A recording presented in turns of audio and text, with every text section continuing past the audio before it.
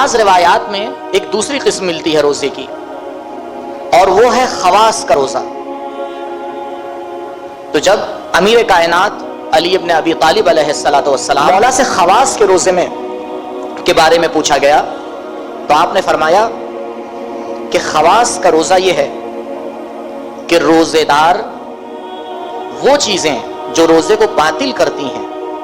اس کے ساتھ ساتھ ہر حرام کام سے پرہیز کرے۔ یعنی پھر مولا نے اس کی تعریف کی کہ دیکھو، روزہ صرف اپنے پیٹ کو کھانے سے روکنے کا نام نہیں ہے، بلکہ آنکھوں کو حرام سے روکنے کا نام ہے، کان کو حرام سے روکنے کا نام ہے، زبان کو حرام سے روکنے کا نام ہے۔ تو انسان کو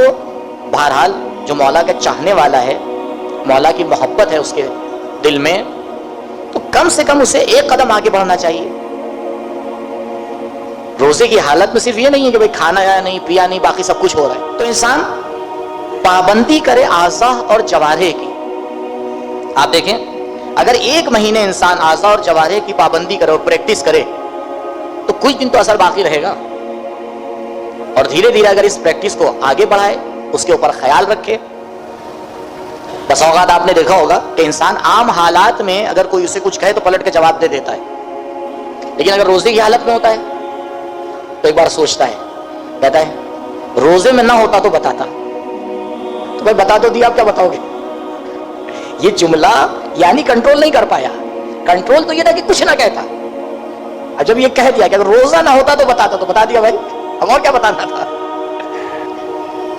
تو یہ ہے خواص کا روزہ، کہ انسان آئے عوام کے روزے سے اپنے آپ کو نکالے۔ عوام کا روزہ تو کوئی بھی رکھ لیتا ہے، کوئی بھی مسلمان رکھ لیتا ہے،